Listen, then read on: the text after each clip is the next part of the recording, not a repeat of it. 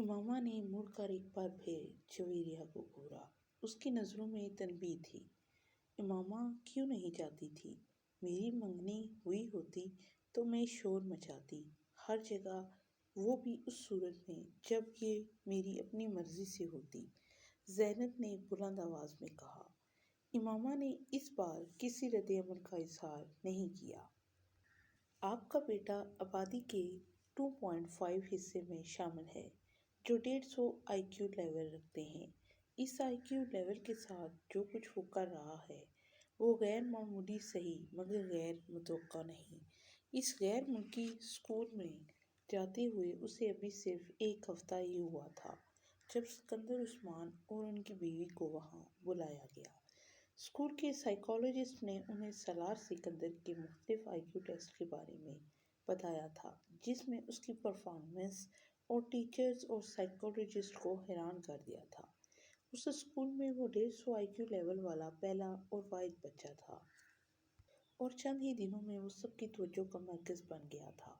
سکندر عثمان اور ان کی بیوی سے ملاقات کے دوران سائیکالوجسٹ کو اس کے بچپن کے بارے میں کچھ اور کھوج لگانے کا موقع ملا۔ وہ کافی دلچسپی سے سالار کے کیس کو اسٹڈی کر رہا تھا اور دلچسپی کی یہ نوعیت پروفیشنل نہیں، ذاتی تھی۔ اپنے کیریئر میں وہ پہلی بار اس آئی کیو کے بچے کا سامنا کر رہا تھا۔ سکندر عثمان کو آج بھی وہ دن اچھی طرح یاد تھا۔ اس وقت سالار صرف 2 سال کا تھا اور غیر معمولی طور پر وہ اس عمر میں ایک عام بچے کی نسبت زیادہ صاف لہجے میں بات کرتا تھا اور باتوں کی نوعیت ایسی ہوتی تھی کہ وہ ان کی بیوی اکثر حیران ہوتے۔ ایک دن وہ اپنے بھائی سے فون پر بات کرنے کے لیے فون کر رہے تھے تو سالار ان کے پاس کھڑا تھا۔ وہ اس وقت ٹی وی لاؤنج میں بیٹھے ہوئے تھے اور فون پر باتیں کرنے کے ساتھ ساتھ ٹی وی بھی دیکھ رہے تھے۔ کچھ دیر بعد انہوں نے فون رکھ دیا۔ ریسیور رکھنے کے فوراً بعد انہوں نے سالار کو فون کا ریسیور اٹھاتے دیکھا۔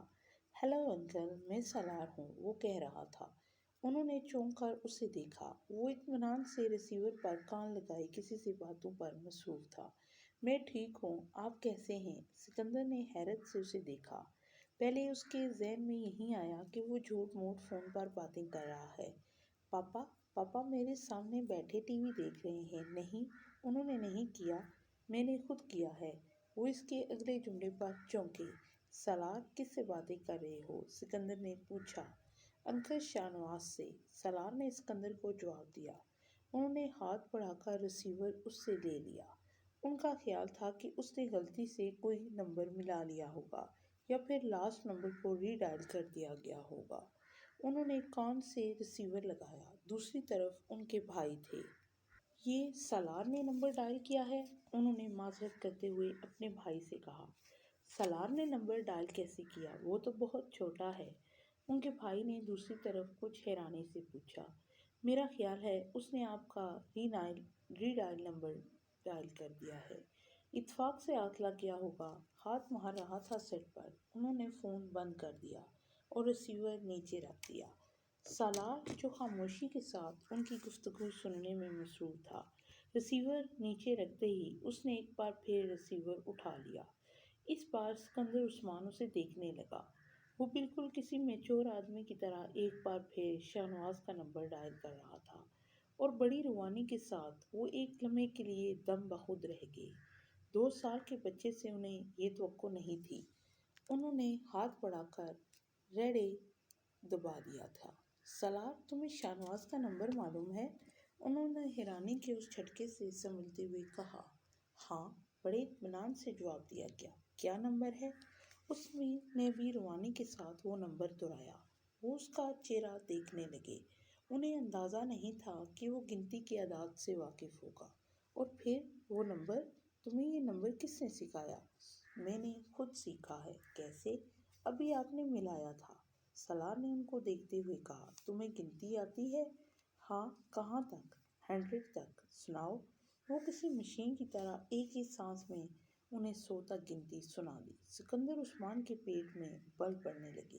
اچھا، میں ایک اور نمبر ڈائل کرتا ہوں، میرے بعد تم اس نمبر کو ڈائل کرنا، انہوں نے ریسیور اس سے لیتے ہوئے کہا۔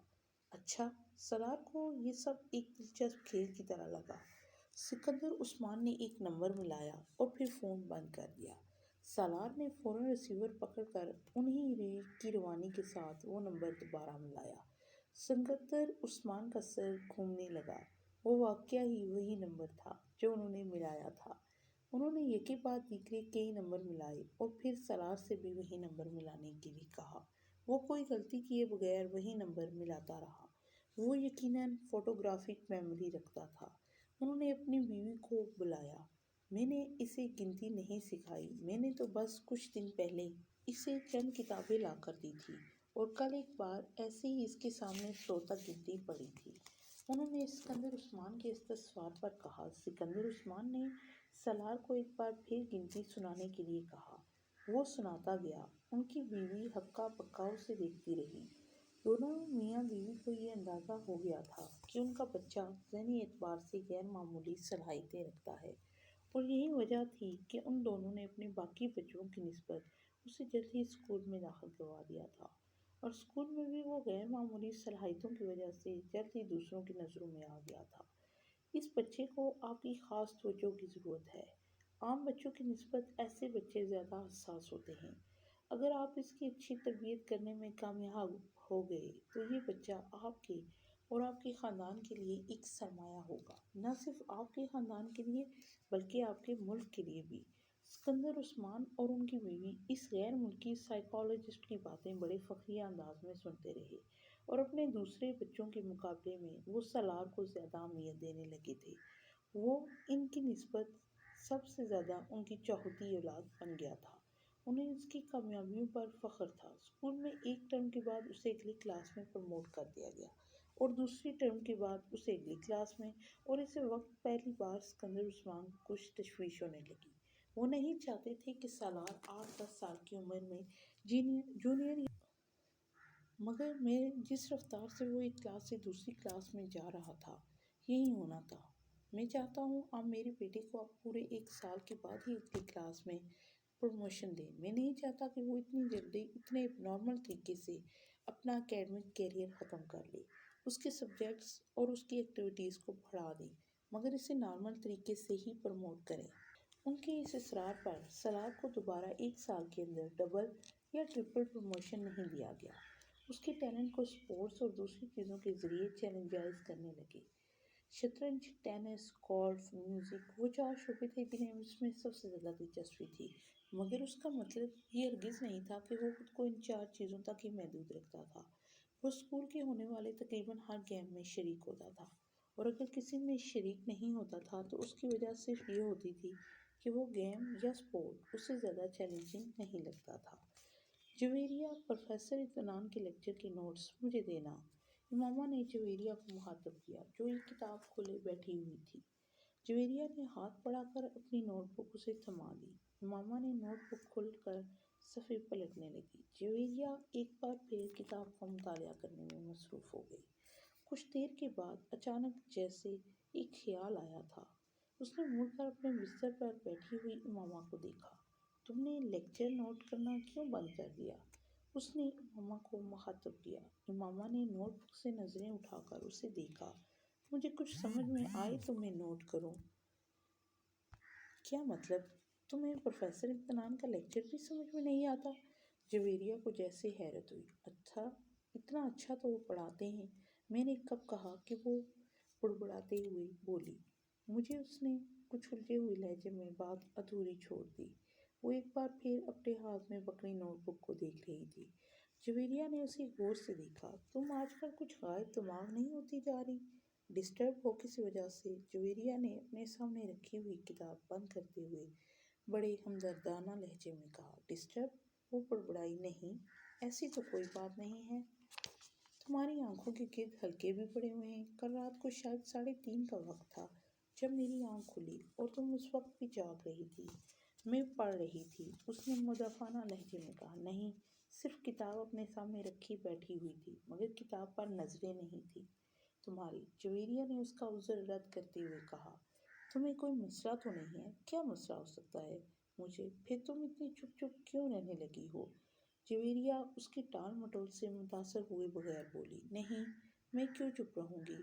امامہ نے مسکرانے کی کوشش کی۔ میں تو پہلے ہی کی طرح بولتی ہوں، صرف میں ہی نہیں باقی سب بھی تمہاری پریشانی کو محسوس کر رہے ہیں۔ جویریہ سنجیدگی سے بولی۔ کوئی بات نہیں ہے، صرف اسٹڈیز کی ٹینشن ہے مجھے۔ میں یقین نہیں کر سکتی ہم بھی تمہارے ساتھ ہیں، تمہیں ہم سے زیادہ ٹینشن تو نہیں ہو سکتی، جویریہ نے سر ہلاتے ہوئے کہا۔ امامہ نے ایک گہرا سانس لیا۔ اب وہ ضد ہو رہی تھی۔ تمہارے گھر میں تو خیریت ہے نا؟ ہاں بالکل خیریت ہے۔ اسجد کے ساتھ کوئی جھگڑا تو نہیں ہوا؟ اسجد کے ساتھ جھگڑا کیوں ہوگا؟ امامہ نے اسی کے انداز میں پوچھا۔ پھر بھی اختلاف تو ایک بہت ہی جویریہ کی بات اس نے درمیان میں ہی کاٹی۔ جبکہ میں کہہ رہی ہوں کہ کوئی مسئلہ نہیں ہے تو تم یقین کیوں نہیں آ رہا؟ اتنے سالوں سے کون سی بات ہے جو میں نے تم سے شیئر نہیں کی یا جو تمہیں پتہ نہیں ہے؟ پھر بھی تم اس طرح مجھے مجرم سمجھ کر تشویش کیوں کر رہی ہو؟ وہ اب خفا ہو رہی تھی۔ جویریہ گڑبڑا گئی۔ یقین کیوں نہیں کروں گی؟ میں صرف اس لیے اصرار کر رہی تھی کہ شاید تم مجھے اس لیے اپنا مسئلہ نہیں بتا رہی کہ میں پریشان نہ ہوں، اور تو کوئی بات نہیں ہے۔ جویریہ کچھ نادم سی ہو کر اس کے پاس سے اٹھ کر واپس اپنی اسٹڈی ٹیبل کے سامنے جا بیٹھی۔ اس نے ایک بار پھر وہ کتاب کھول لی جسے وہ پہلے پڑھ رہی تھی۔ کافی دیر تک کتاب پڑھتے رہنے کے بعد اس نے ایک جمائی لی اور گردن موڑ کر لاشعوری طور پر امامہ کو دیکھا۔ وہ دیوار سے ٹیک لگائے اس کی نوٹ بک کھولے بیٹھی تھی، مگر اس کی نظریں نوٹ بک پر نہیں تھی، وہ سامنے والی دیوار پر نظریں جمائے بیٹھی تھی۔ اس نے گاڑی نہر کے پل سے کچھ فاصلے پر کھڑی کر دی، پھر ڈگی سے ایک بوری اور رسی نکالی۔ وہ بوری کو کھینچتے ہوئے اس پل کی طرف بڑھتا رہا۔ پاس سے گزرنے والے کچھ راہگیروں نے اسے دیکھا، مگر وہ رکے نہیں۔ اوپر پہنچ کر اس نے اپنی شرٹ اتار کر نہر میں پھینک دی۔ چند لمحوں میں اس کی شرٹ بہتے پانی کے ساتھ غائب ہو چکی تھی۔ ڈارک بلیو کلر کی تنگ جینس میں اس کا لمبا قد اور خوبصورت جسم بہت نمایاں تھا۔ اس وقت اس شخص کی آنکھوں میں کوئی ایسا تاثر تھا جسے پڑھنا کسی بھی دوسرے شخص کے لیے ناممکن تھا۔ اس کی عمر 19-20 سال ہوگی، مگر اس کی قد و قامت اور حلیے نے اس کی عمر کو جیسے بڑھا دیا تھا۔ اس نے رسی پل سے نیچے نہر میں لٹکانی شروع کر دی۔ جب رسی کا سرا پانی میں غائب ہو گیا تو اس نے رسی کا دوسرا سرا بوری کے منہ پر لپیٹ کر سختی سے گرے لگانی شروع کر دی۔ اس وقت تک لگاتا رہا جب تک کوئل ختم نہیں ہو گیا۔ پھر پانی میں پڑا سرا واپس کھینچ کر اس نے اندازے سے 3 فٹ کے قریب رسی چھوڑی اور اپنے دونوں پیروں کے ساتھ جوڑتے ہوئے اس نے پیروں کے گرد رسی کو بہت مضبوطی کے ساتھ 2-3 بل دیے اور گرا لگا دی۔ اب اس 3 فٹ کے ٹکڑے کے سرے پر بڑی مہارت کے ساتھ اس نے 2 پھندے جمائے، پھر ایک ایک کر کے پھر اچک کر پل کی منڈیر پر بیٹھ گیا۔ اپنا دایاں ہاتھ کمر کے پیچھے لے جاتے ہوئے اس نے بائیں ہاتھ کے ساتھ پہلے پھندے میں سے دایاں ہاتھ گزارا اور پھر بائیں ہاتھ کے پھندے ساتھ اس میں وہ پھندا کھینچ کر کس دیا اور اس کے بعد کمر کے پیچھے دائیں ہاتھ کے ساتھ دوسرے پھندے سے بایاں ہاتھ گزارا اور دائیں ہاتھ سے اسے کس دیا۔ اس کے چہرے پر اطمینان بھری مسکراہٹ نمودار ہوئی۔ ایک گہرا سانس لیتے ہوئے اس نے پشت کے بل خود کو منڈیر سے نیچے گرا دیا۔ ایک جھٹکے کے ساتھ اس کا سر پانی سے ٹکرایا اور کمر تک کا حصہ پانی میں ڈوب گیا۔ پھر رسی ختم ہو گئی۔ اب وہ اسی طرح لٹکا ہوا تھا کہ اس کے بازو پشت پر بندھے ہوئے تھے اور کمر تک کا تھڑ پانی کے اندر تھا۔ بوری میں موجود وزن یقیناً اس کے وزن سے زیادہ تھا۔ یہی وجہ تھی کہ بوری اس کے ساتھ نیچے نہیں آئی۔ وہ اسی طرح لٹک گیا۔ اس نے اپنا سانس روکا ہوا تھا۔ پانی کے اندر اپنا سر جاتے ہی اس نے آنکھیں کھلی رکھنے کی کوشش کی، مگر ناکام رہا۔ پانی گدلا تھا۔ اس میں موجود مٹی اس کی آنکھوں میں چبھنے لگی۔ اس نے آنکھیں بند کر لی۔ اس کے پھیپھڑے اب جیسے پھٹنے لگے تھے۔ اس نے یکدم سانس لینے کی کوشش کی اور پانی منہ اور ناک سے اس کے جسم کے اندر داخل ہونے لگا تھا۔ وہ اب بری طرح پھڑ پھڑا رہا تھا، مگر نہ وہ اپنے بازو کو استعمال کر کے خود کو سطح پر لا سکتا تھا اور نہ ہی اپنے جسم کو اٹھا سکتا تھا۔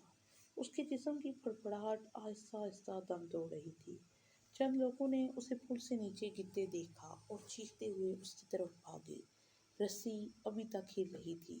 ان لوگوں کی سمجھ میں نہیں آ رہا تھا کہ وہ کیا کریں۔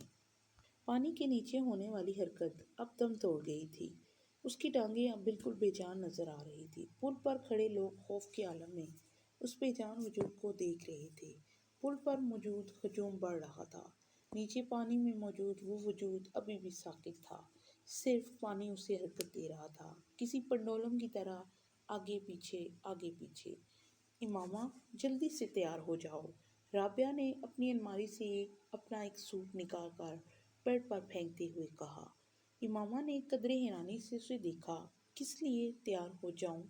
भाई, शॉपिंग के लिए जा रहे हैं, साथ चलो। राबिया ने उसी तेज रफ्तारी के साथ स्त्री का प्लग निकालते हुए कहा। नहीं, मुझे कहीं नहीं जाना।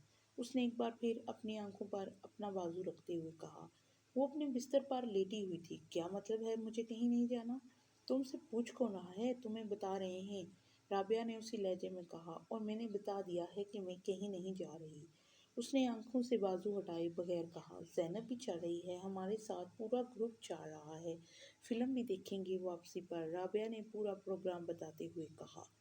इमामा ने एक लहजे के लिए अपनी आंखों से बाजू हटाकर उसे देखा। ज़ैनब भी जा रही है?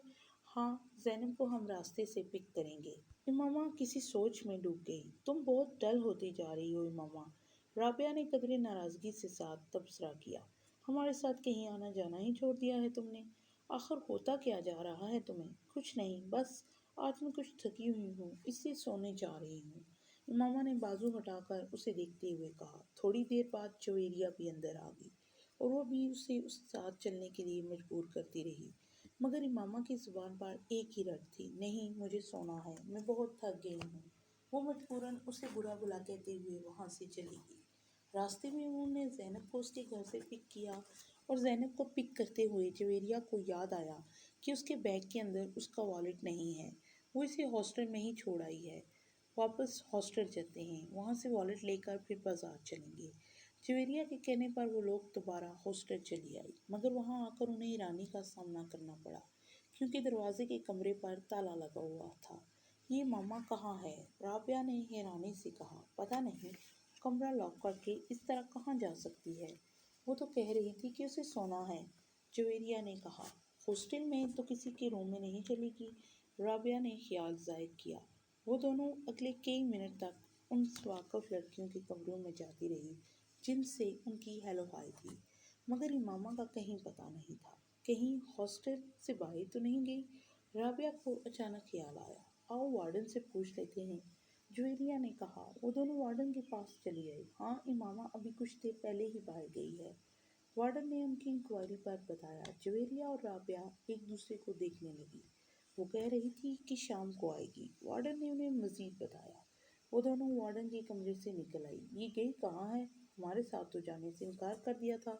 इसे सोना है, और वो थकी हुई है, इसकी तबीयत खराब है, और अब इस तरह से गायब हो गई है, राबिया ने उलझे हुए अंदाज में कहा। रात को वो कदरे लेट वापस आई, और जिस वक्त वो वापस आई, इमामा कमरे में मौजूद थी। उसने मुस्कुराते हुए इन दोनों का इस्तकबाल किया। लगता है खासी शॉपिंग हुई है।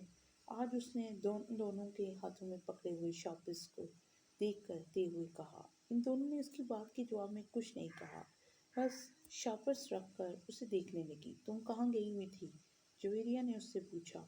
इमामा को जैसे एक झटका लगा। मैं अपना वॉलेट वापस लेने आई थी, तो तुम यहाँ नहीं थी, कमरा लॉक्ड था, जवेरिया ने उसी अंदाज में कहा। मैं तुम लोगों के पीछे गई थी। क्या मतलब? जवेरिया ने कुछ ना समझने वाले अंदाज में कहा। तुम्हारे निकलने के बाद मेरा इरादा बदल गया था। मैं यहाँ से ज़ैनब की तरफ गई, क्योंकि तुम लोगों को उसे पिक करना था, मगर उसके चौकीदार ने बताया कि तुम लोग पहले ही वहाँ से निकल चुके हो। फिर मैं वहाँ से वापस आ गई, बस रास्ते में कुछ किताबें ली थी मैंने। इमामा ने कहा। देखा, तुमसे पहले कहा था कि हमारे साथ चलो, मगर उस वक्त तुमने फौरन इनकार कर दिया। बाद में बेवकूफ़ी की तरह पीछे चल पड़ी। हम लोग तो मशकूक हो गए थे तुम्हारे बारे में। राबिया ने कुछ इत्मीनान से एक शापर खोलते हुए कहा। इमामा ने कोई जवाब नहीं दिया। वो सिर्फ मुस्कुराते हुए इन दोनों को देखती रही। वो दोनों अब अपने अपने शापर खोलते हुए खरीदारी की हुई चीज़ें उसे दिखा रही थी। तुम्हारा नाम क्या है? पता नहीं, माँ बाप ने क्या रखा? वो माँ बाप से पूछे। खामोशी। लोग किस नाम से पुकारते हैं, लड़के या लड़कियाँ? लड़के बहुत सारे नाम लेते हैं, ज़्यादा कौन सा नाम पुकारते हैं? Dare, devil. खामोश। और लड़कियाँ, वो भी बहुत से नाम लेती हैं, ज़्यादातर किस नाम से पुकारती हैं? یہ میں نہیں بتا سکتا. It is too personal. یہ بالکل ذاتی ہے. گہری خاموشی، طویل سانس، پھر خاموشی. میں آپ کو ایک مشورہ دوں، کیا آپ میرے بارے میں وہ جاننے کی کوشش کیوں نہیں کرتے جو نہ پہلے آپ جانتے ہوں نہ میں. آپ کی دائیں طرف ٹیبل پر جو سفید فائل پڑی ہے اس میں میرے بارے میں پارٹیکولرز موجود ہیں. پھر آپ وقت ضائع کیوں کر رہے ہیں؟ سائیکو انالسٹ نے اپنے پاس موجود ٹیبل کی روشنی میں سامنے کاؤچ پر دراز اس نوجوان کو دیکھا جو اپنے پیر کو مسلسل ہلا رہا تھا. اس کے چہرے پر گہرا اطمینان تھا اور یوں لگ رہا تھا جیسے وہ سائیکو انالسٹ کے ساتھ ہونے والی اس ساری گفتگو کو بیکار سمجھ رہا تھا.